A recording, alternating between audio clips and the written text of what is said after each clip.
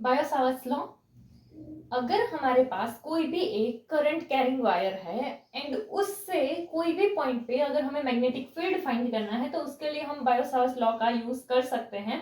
तो जैसे यहाँ पे ये हमारे पास एक करंट कैरिंग वायर है एंड यहाँ से इस पॉइंट पे एक मैग्नेटिक फील्ड जो है वो हमें फाइंड करना है। तो यहाँ पर मैग्नेटिक फील्ड को फाइंड करने के लिए क्या हम बायो सावर्ट के लॉ का यूज करते हैं। तो पहले इसके लिए क्या करते हैं, हम एक करंट कैरिंग कंडक्टर का एक पार्ट लेते हैं। चलो इतना हम एक स्मॉल एलिमेंट लेते हैं, तो ये क्या हो जाएगा हमारा करंट कैरिंग एलिमेंट, ठीक है। एंड ये करंट कैरिंग एलिमेंट जो है वो सपोज क्या है DL एंड इसमें से पास होने वाला करंट क्या है I। तो यहाँ पे जो हमारा मैग्नेटिक फील्ड आता है इस पॉइंट पे, वो मैग्नेटिक फील्ड कितना है तो कि mu not upon 4 pi into IDL cross R upon R square. तो ये कहां से आया वो हमें देखना है। तो बायो सावर्ट लॉ के अकॉर्डिंग अगर हम देखते हैं तो जो हमारा मैग्नीट्यूड होगा मैग्नेटिक फील्ड का वो क्या हो DB। तो यहाँ पर क्या हम बोल सकते हैं कि ये जो मैग्नेटिक फील्ड है वो यहाँ जो करंट है उससे डायरेक्टली प्रोपोर्शनल होगा। अब तक में जो चीजें हमने देखी है वो क्या था कि अगर करंट है तो करंट की वजह से मैग्नेटिक फील्ड भी प्रोड्यूस होता है इलेक्ट्रिक फील्ड के साथ साथ। तो यहाँ पे कि ये जो करंट है उससे ये मैग्नेटिक फील्ड कैसा होगा, डायरेक्टली प्रोपोर्शनल होगा। तो इसीलिए DB प्रोपोर्शनल क्या हो जाएगा I। फिर यहाँ पर कि ये जो हम DL का लेंथ लेते हैं उससे भी हमारा मैग्नेटिक फील्ड क्या डायरेक्टली प्रोपोर्शनल होगा, इसीलिए DB प्रोपोर्शनल DL आ गया। एंड यहाँ पर कि ये जो हमारा करंट कैरिंग वायर है एंड यहाँ इसका जो डिस्टेंस है उन दोनों के बीच के एंगल के भी डायरेक्टली प्रोपोर्शनल होगा। तो इसीलिए यहाँ हमारा क्या आ गया DB proportional to sine theta. And next अगर हम देखें तो डिस्टेंस के स्क्वायर के इनवर्सली प्रोपोर्शनल होगा, इसीलिए जो मैग्नेटिक फील्ड होगा वो क्या ऐसे 1/r स्क्वायर के हिसाब से होगा कि वो डिस्टेंस के स्क्वायर के इनवर्सली प्रोपोर्शनल होता है।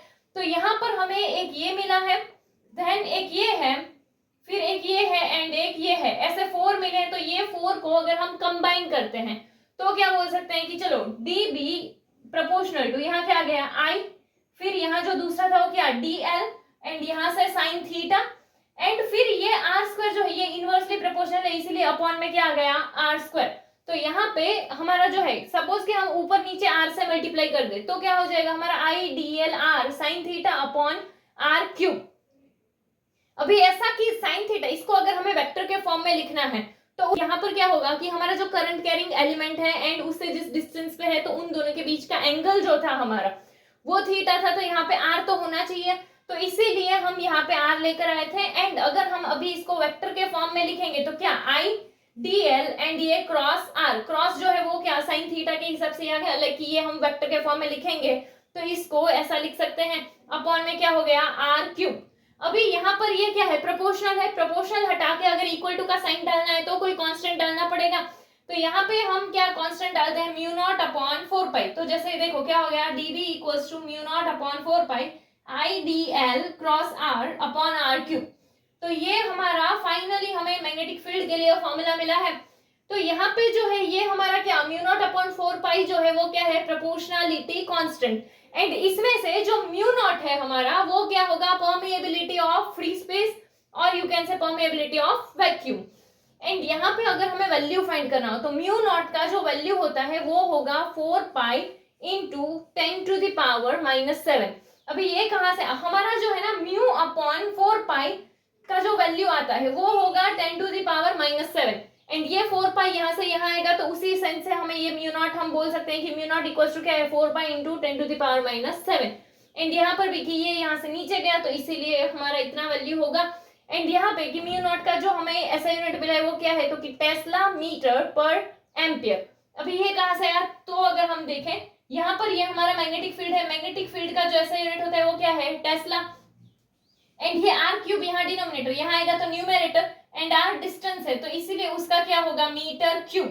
फिर अपॉन में ये IDL क्रॉस R यहाँ पर न्यूमरेटर इक्वल टू के यहाँ आया तो डिनोमिनेटर में हो जाएगा। तो इसीलिए यहाँ ये नीचे जब I आएगा तो I का यूनिट क्या होगा एम्पियर एंड ये लेंथ है एक टाइप का लेंथ ही है, ठीक है कि ये जो है ये DL जो था हमारा वो क्या था तो कि करंट कैरिंग एलिमेंट। तो इसीलिए ये भी होगा किसमें मीटर एंड ये भी किसमें होगा मीटर।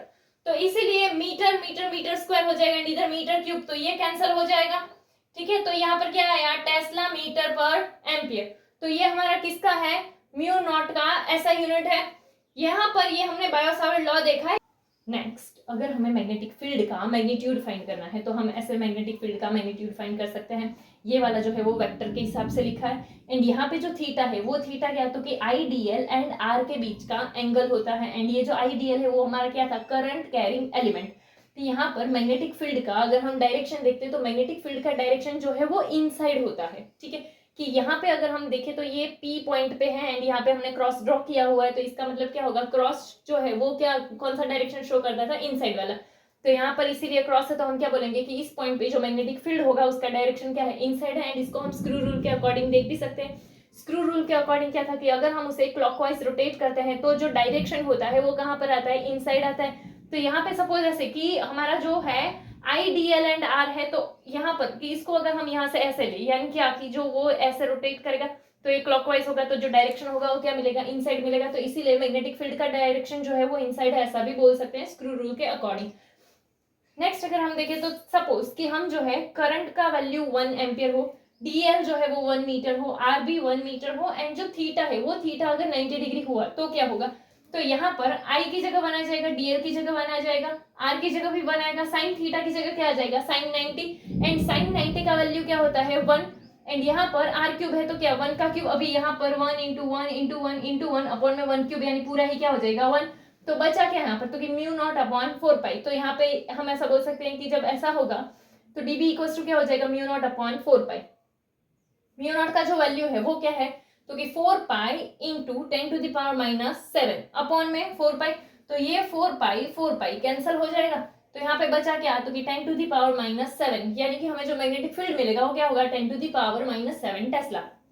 अगर हम इसके डिफरेंट केसेस देखते हैं, ठीक है, तो यहाँ पर एक तो हम थीटा की जगह क्या ले सकते हैं, 0 ले सकते हैं। तो अगर हमारा थीटा 0 हुआ, यानी कि यहाँ क्या आ जाएगा, साइन 0 आ जाएगा, एंड साइन 0 का वैल्यू क्या होता है, 0 होता है, एंड यहाँ पर ये सबके साथ किस में, मल्टीप्लीकेशन में, तो ओवरऑल आंसर क्या आ जाएगा, 0 आ जाएगा। तो इसीलिए मैग्नेटिक फील्ड जो है वो क्या हो जाएगा, 0 हो जाएगा। कब, अगर हमारा थीटा जो एंगल है वो क्या हो गया, 0 हो गया, एंड अगर हमारा थीटा जो है वो क्या हो, 90 डिग्री हो, तो यहाँ पे हम 90 पुट करेंगे, यानी क्या हो जाएगा, साइन 90, एंड साइन 90 का वैल्यू क्या होता है, 1 होता है। तो इसीलिए अगर 90 डिग्री के एंगल पे जो हमें फील्ड मिलेगा वो फील्ड कैसा होगा, वो फील्ड मैक्सिमम होगा।